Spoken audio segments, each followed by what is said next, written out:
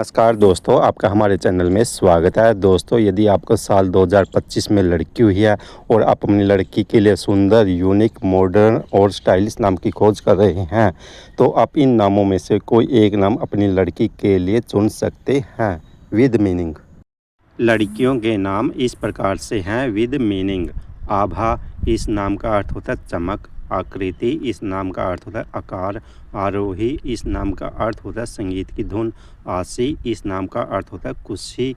बरखा, इस नाम का अर्थ होता है बारिश। भक्ति, इस नाम का अर्थ होता है लगाव।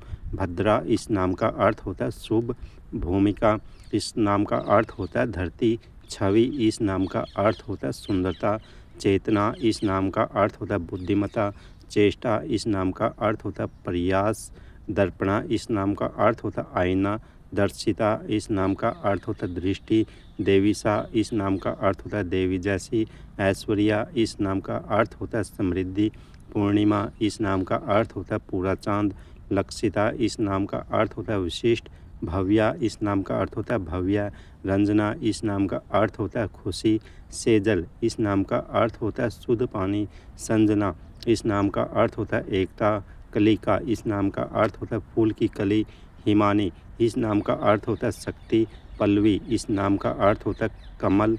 पर्णिका, इस नाम का अर्थ होता है एक छोटा सा पत्ता। रचना, इस नाम का अर्थ होता है निर्माण।